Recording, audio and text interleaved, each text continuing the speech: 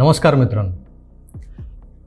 गेल्या महिनाभर ज्या राज्यसभेच्या निवडणुकांची चर्चा महाराष्ट्रात सुरू होती त्याच्यासाठी काल मतदान झालं.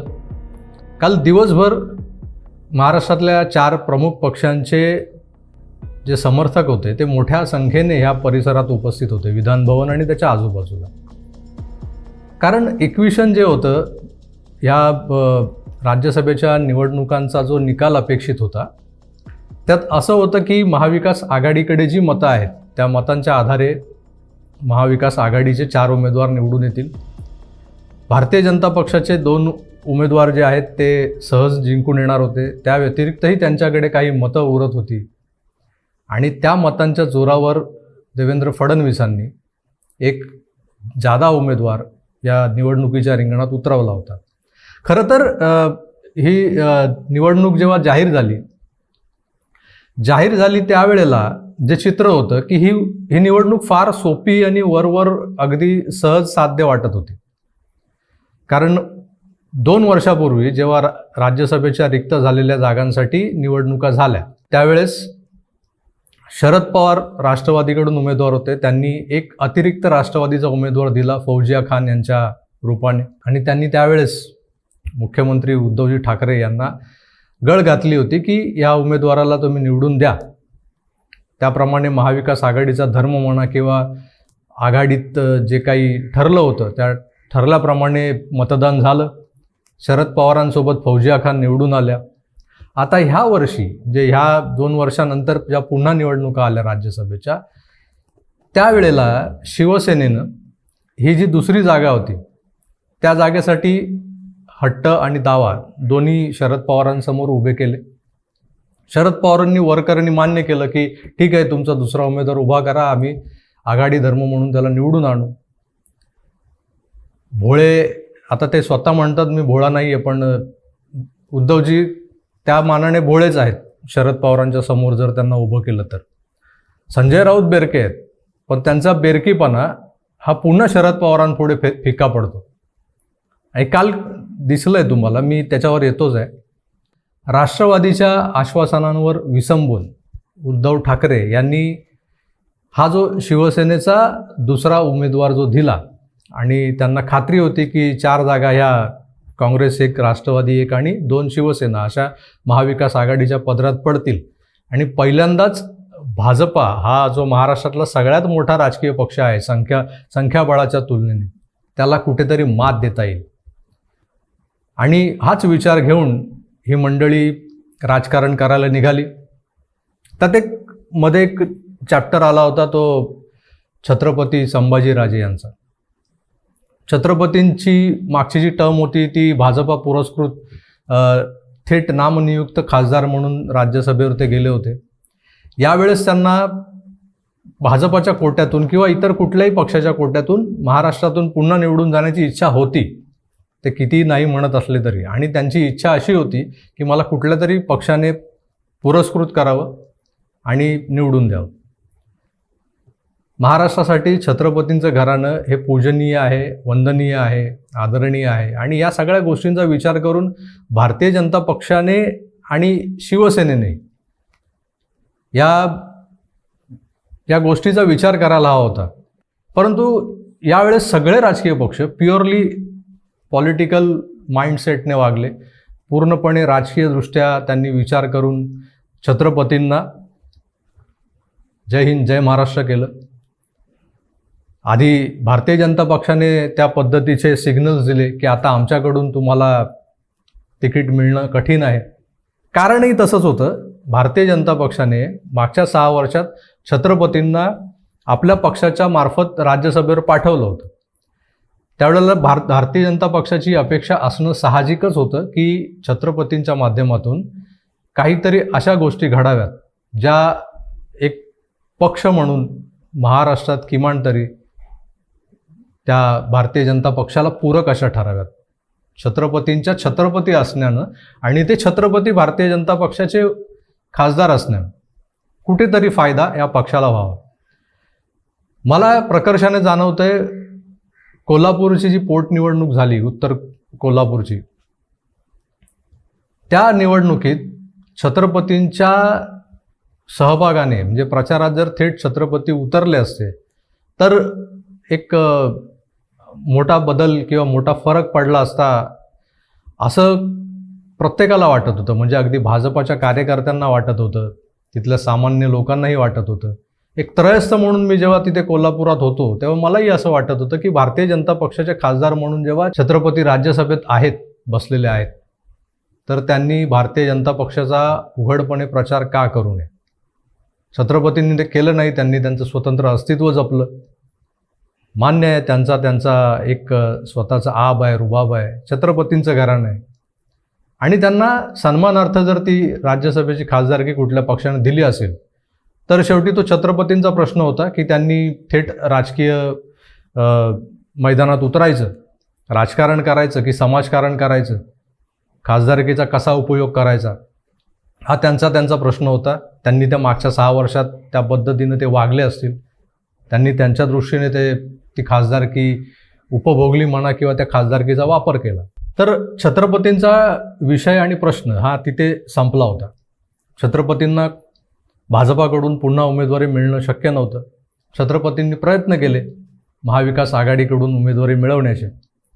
शिवसेनेनं सुरुवातीला अशी इच्छा दर्शवली की छत्रपतींना ते त्यांच्या कोट्यातली जी जागा आहे त्या जागेवर लढवण्यास उत्सुक आहेत, पण त्यासाठी त्यांनी छत्रपतींसमोर एक अट घातली, ती शिवबंधन बांधण्याची. म्हणजे थेट तुम्ही शिवसेनेत या, शिवसेनेचे अधिकृत उमेदवार म्हणून लढा आणि सहज जिंकून या. कारण जर छत्रपती उभे राहिले असते या 4थ्या जागेसाठी तर भाजपाने विरोध केला नसता. कदाचित भाजपाची जी अतिरिक्त मतं होती त्यातली काही मतं छत्रपतींना दिली गेली असती.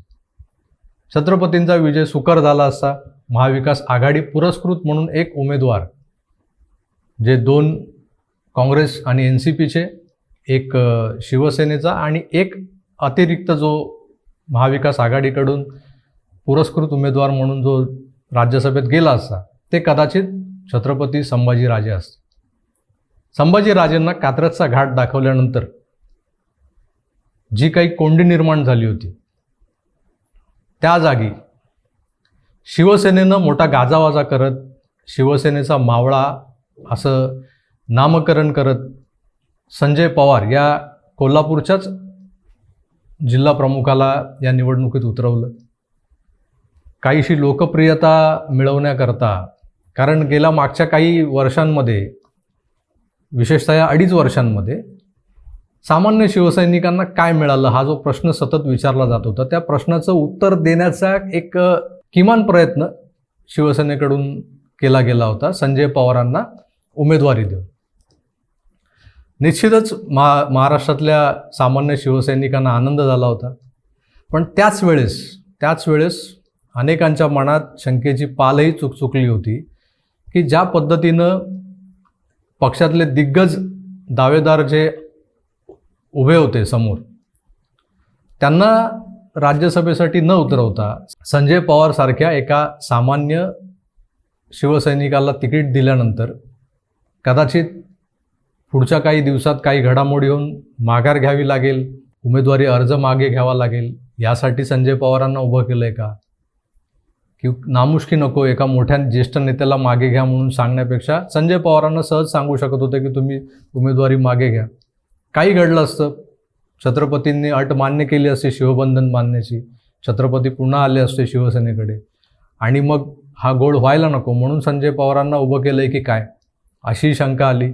उद्या जर दगाफटका झाला आणि ही जागा पडली, ही सीट पडली, तर संजय पवार यांच्यासारखा एक सामान्य शिवसैनिक हरला, फारसं कोणाला दुःख झालं नसतं. असेही काही ठोकताळे याच्या मागे होते, अशी काही गणितं होती.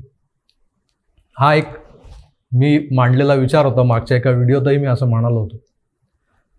परंतु ही सगळी निवडणूक ज्या पद्धतीने, जेव्हा छत्रपतींची एक्झिट झाली या सगळ्या निवडणुकीमधून, त्यांनी अपक्ष म्हणूनही उमेदवारी अर्ज दाखल करणार नाही, निवडणूकच लढवणार नाही असं जाहीर केलं. संजय पवार हेच 4थे उमेदवार महाविकास आघाडीचे असतील असं जाहीर झालं. भाजपचे 2 उमेदवार आधीच जाहीर झाले होते. शेवटच्या क्षणी देवेंद्र फडणवीसांनी आपला हुकमाचा एक्का बाहेर काढला. त्यांनी कोल्हापूरच्या धनंजय महाडिकांना भाजपाकडून तिसरा उमेदवार म्हणजे एकूण रिंगणातले 7 उमेदवार या राज्यसभेसाठी गोळा केले आणि निवडणूक अपरिहार्य ठरली. गेल्या 24 वर्षात महाराष्ट्रात राज्यसभेसाठी बिनविरोध निवडणूक होते. 24 वर्षांची परंपरा खंडित झाली. काल प्रत्यक्ष मतदान झालं आणि हे मतदान होण्याआधी जे काही 15-20 दिवस जोडतोड तांबा पितळ सुरू होतं, ज्याला शुद्ध भाषेत घोडेबाजार असं म्हटलं जातं. आता हा घोडेबाजार नेमका कुणी केला आणि कुठल्या बाजूला ते घोडे वळले, कुणाच्या तबेल्यात जाऊन उभे राहिले, हे काल उत्तर रात्री स्पष्ट झालं. खरं तर आमदारांना घोडे वगैरे म्हणणं हे चुकीचं आहे आणि त्या पद्धतीने मनसेचे राजू पाटील यांनी ट्विट केलं होतं की तुम्ही आमदारांना घोडे समजताय म्हणजे तुम्ही एक प्रकारे त्यांचा अपमान करताय. तर ही गोष्टही खरी आहे. सगळेच आमदार विकाऊ नसतात. काही इतरही प्रलोभनं असतात किंवा काही धमक्या असतात, काही दडपणं असतात आणि ह्या सगळ्या गोष्टींचा विचार केला तर आता जे काही मतदान झालेलं आहे त्या मतदानावर ह्या सगळ्या गोष्टींचा प्रभाव जाणवतो. कुठे धनलक्ष्मीचा वापर झाला आहे, कुठे दमलक्ष्मीचा म्हणजे जे दमनतंत्र असतं त्या दमनतंत्राचा वापर झालेला आहे, कुठेतरी ईडी, CBI, इन्कम टॅक्स यांच्या धाडींचा किंवा इतरही काही जे बागुलबुवा आहेत त्यांची भीती दाखवण्याचा प्रयत्न झालेला आहे. कुणी कुणाला कसा कुठे हा सगळा बागुलबुवा दाखवून घाबरवलंय, धमकावलंय किंवा गोंजारलंय आणि त्याचे जे परिणाम झाले ते ह्या मतदानातून दिसत आहेत. असं जर विचार केला तर त्याच्यावरही एक स्वतंत्र एपिसोड बनवता येईल आपल्याला. परंतु आजच्या या विजयाचं जे काही साधं सोपं गणित मला जे दिसतंय ते असं होतं की संजय पवारांचा काल दिवसभरातला आपण जर ट्रेंड पाहिला की जो मतदानाचा ट्रेंड होता, महाविकास आघाडीने ठरवलेली मतं होती ती जर व्यवस्थित डिस्ट्रीब्यूट झाली असती आणि महाविकास आघाडीला समर्थन करणारे अपक्ष आणि इतर पक्ष यांची मतं संजय पवारांना मिळाली असती तर संजय पवार हे पहिल्या पसंतीची मतं मिळवून आवश्यक 41 मतं मिळवून सहज जिंकून येत होते असं दिसत होतं, किमान संध्याकाळी 5 वाजेपर्यंत तरी. मग नंतर काय चमत्कार झाले. जितेंद्र आव्हाड, यशोमती ठाकूर, सुहास कांदे, सुधीर मुनगंटीवार आणि मला वाटतं रवी राणा यांच्यावर या बाजूने आणि त्या बाजूने असे आक्षेप नोंदवले गेले. ह्या सगळ्या गोष्टी केंद्रीय निवडणूक आयोगाच्या दिल्ली कार्यालयापर्यंत पोचल्या आणि तिथून मग खरा खेळ सुरू झाला. त्यांनी मतमोजणी थांबवली. ती उत्तर रात्री मला वाटतं 1:15-1च्या दरम्यान सुरू करण्याची परवानगी देण्यात आली आणि त्याआधी सुहास कांदेंचं मत बाद ठरवण्यात आलं. सुहास कांदेंनी त्यांची मतपत्रिका कुठे कुणाकुणाला दाखवत ते 10 सेकंद फिरले. त्या 10 सेकंदात कुणी ती मतपत्रिका निरखून पाहिली आणि कुणी काय केलं ते देवास ठाऊक. काही झालं तरी हा जो गनिमी कावा आहे तो गनिमी कावा एक प्रकारे यशस्वी ठरला. आता तो गनिमी कावा कुणी केला? देवेंद्र फडणवीसांनी केला, भारतीय जनता पक्षाच्या केंद्रातल्या थिंक टँकने केला की आणखी कुणी? याबद्दल आपण पुन्हा केव्हा तरी बोलू. परंतु ह्या सगळ्या गोष्टींमागे कारण राज्यसभा, विधान परिषद ह्या ज्या निवडणुका ज्या थेट जनतेतून निवडून न येणाऱ्या ज्या असतात, जिथे आमदार मतदान करतात, स्थानिक स्वराज्य संस्थांमधले जे काही लोकप्रतिनिधी आहेत ते मतदान करतात, या ठिकाणी निव्वळ आणि निव्वळ चाणक्य नीती सरस ठरत असते. आणि या चाणक्य नीतीमध्ये महाविकास आघाडी किती ढ आहे हे आज पुन्हा स्पष्ट झालं. कारण या सगळ्यांचा बाप जो आहे ना तो देवेंद्र फडणवीस आज महाराष्ट्रात बसलेला आहे. आपण मागचे काही 50 वर्षांचं राजकारणाचा जर इतिहास पाहिला आणि जर तो सगळा इतिहास तपासला तर महाराष्ट्राच्या राजकारणातला बाप माणूस कोण? तर शरद पवार असं एक चित्र होतं. त्या शरद पवारांना काल धोबी पछाड देणारी जी काही चाल होती, जी काही खेळी होती ती देवेंद्र फडणवीसांनी काल केली आणि त्यात देवेंद्र फडणवीस यशस्वी ठरले. त्याचे जे काही परिणाम आहेत ते आपण पाहिले. गंमत म्हणजे तुम्हाला सांगतो, पियुष गोयल म्हणजे जे 288 मतांपैकी 3 मतं तर आधीच जी तांत्रिकदृष्ट्या बादच म्हटली जात होती. एक तर ते रमेश लटक्यांचं निधन झाल्यामुळे ती एक जागा रिक्त होती. अनिल देशमुख, नवाब मलिक आतमध्ये असल्यामुळे आणि कोर्टाने त्यांना मतदानाचा अधिकार नाकारल्यामुळे ती 2 मतं गेली. 3 मतं वजा केल्यानंतर 285 मतं उरत होती. त्यात सुहास कांदेंचं 1 मत निवडणूक आयोगाने बाद ठरवलं, म्हणजे 284 मतं व्हॅलिड वोट्स म्हणून मोजली गेली. या व्हॅलिड वोट्समध्ये पियुष गोयल यांना 48 मतं मिळाली, अनिल बोंडेंना 48 मतं मिळाली. तर भाजपचे जे तिसरे उमेदवार होते धनंजय महाडिक यांना 41.56 मतं मिळाली. म्हणजे त्यात दुसऱ्या पसंतीची मतं काही त्यात जोडली गेली आणि त्यांना हे 0.56 ॲड झालं आहे त्याच्यावर. त्यानंतर जो क्रम आहे तो संजय राऊत यांचा, म्हणजे त्यांना 41 मतं मिळाली. खरं तर संजय राऊत, प्रफुल्ल पटेल आणि ते इम्रान प्रतापगडी यांनी हट्टाने 43-44 मतांचा कोटा, आधी तर 45 मतं मागितली होती. नंतर जसं जसं हे चित्र स्पष्ट होत गेलं की आता जिंकून येण्यासाठी जो क्रायटेरिया बदलतोय, 40.81 इथपर्यंत म्हणजे 41 मतं आली. मग 45ची वगैरे गरज नाही, मग 42 मिळाली तरी चालतील.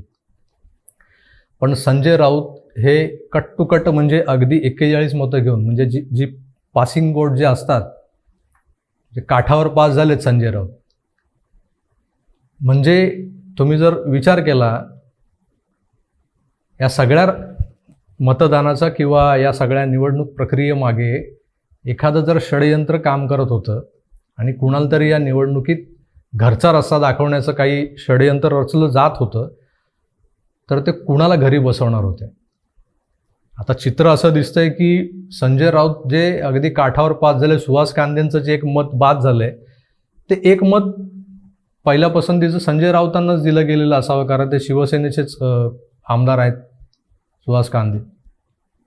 त्यांच्या दुसऱ्या पसंतीचं वोट कदाचित संजय पवारांसाठी असेल, पण ते 1 मत बाद झाल्यामुळे त्यांची जी 42 मतं जी होती, ज्यांनी ठरवली होती की मला 42 मतं आता पुरेशी आहेत, ती 42 मतं न पडता त्यांना 41 मतं पडली. कर्मधर्म संयोगाने ते विजयी घोषित झालेले आहेत. परंतु त्यांच्याहीपेक्षा जास्त 0.56 मतं घेऊन धनंजय महाडिक, जे खरं तर आधांतरी उमेदवार होते, ज्यांच्या निवडून येण्याबद्दलच शंका होती मुळात, की त्यांच्याकडची जी भाजपची जी अतिरिक्त मतं आहेत आणि त्यानंतर जी काही इतर मतांची बेगमी करायची आणि ती किती होऊ शकते आणि धनंजय महाडिक निवडून येतील का, कारण धनंजय महाडिकांच्या विजयाची गणितं कोणीच मांडली नव्हती. सगळेच म्हणजे अगदी मीडियापासून सगळेच संजय पवारांना मिळणारी मतं, म्हणजे त्यांची पक्षांची मतं, महाविकास आघाडीतल्या घटक पक्षांची आणि इतर अपक्ष आणि छोट्या पक्षांची मिळून जी मतं, त्याची बेरीज वजाबाकी करत त्यांना कशी 41-42 मतं मिळतात आणि ते कसे निवडून येतात, हेच मागचे काही दिवस सुरू होतं. धनंजय महाडिकांबद्दल कोणीच बोलत नव्हतं. पण धनंजय महाडिकांच्या मागे एक अदृश्य हात होता, जो देवेंद्र फडणवीस नावाचा जो काही बाटलीतला जिन्न असतो, तो काम करत होता आणि त्याने सगळ्या ह्या चाणक्यांना, सगळ्या रथी महारथींना उचलून आपटलं, भले ते मध्यरात्री का असेना. आणि हे मान्य केलंय खुद्द शरद पवारांनी. शरद पवार सकाळी आज मीडियासमोर बोलताना म्हणाले की इतर पक्षातल्या लोकांना पटवण्यासाठी जे काही स्किल लागतं आणि ते स्किल कसं कुठे योग्य ठिकाणी वापरायचं हे देवेंद्र फडणवीसांना चांगलं समजतं आणि त्याचा त्यांनी पुरेपूर वापर केला आणि त्याचीच परिणिती म्हणजे ही जी 1 जागा थोड्याशा फरकाने जी गेली, म्हणजे 2च मतांनी 39 मतं संजय पवारांना मिळाली आणि धनंजय महाडिकांना 41.56 मतं मिळाली.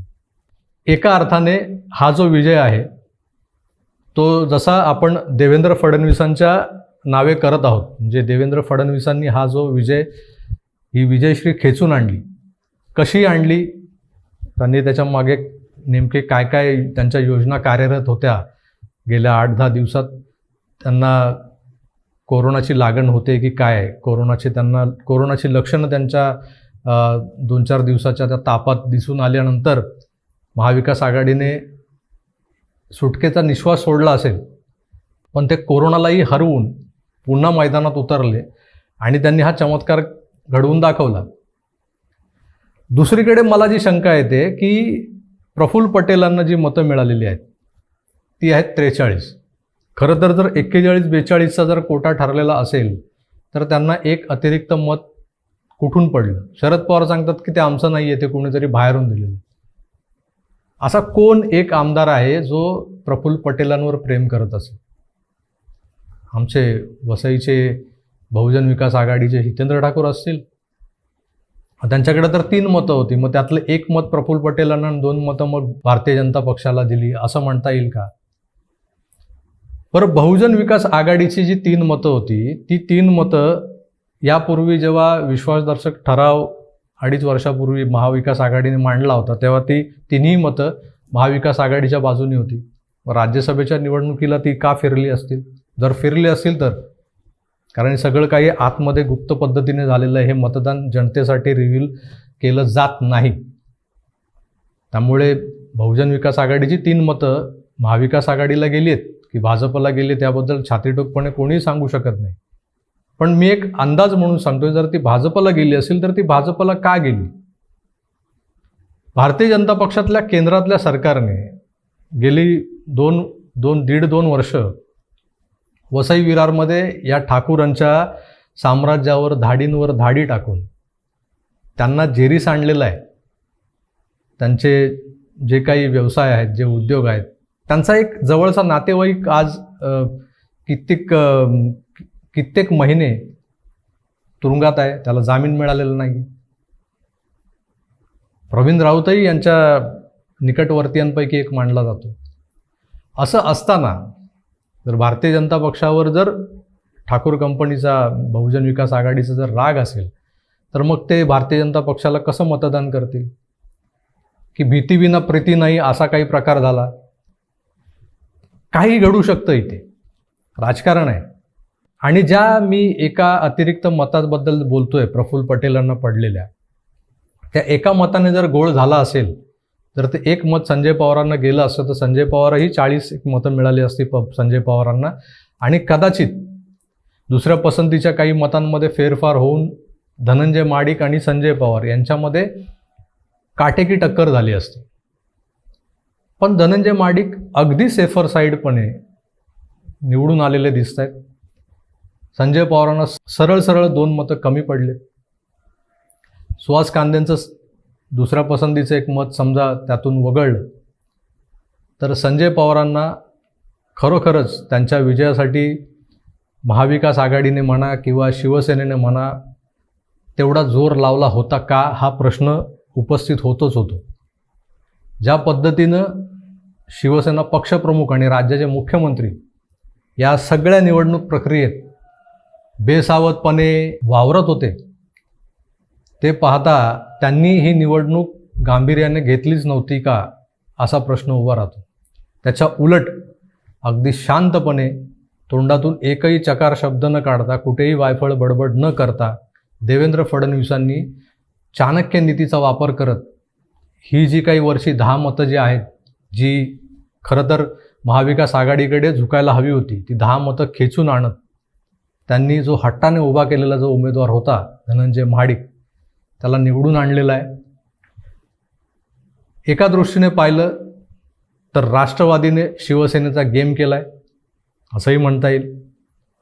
दुसऱ्या बाजूने जे नाण्याची जर दुसरी बाजू पाहिली तर देवेंद्रजींनी बाजी मारली असंही म्हणता येईल.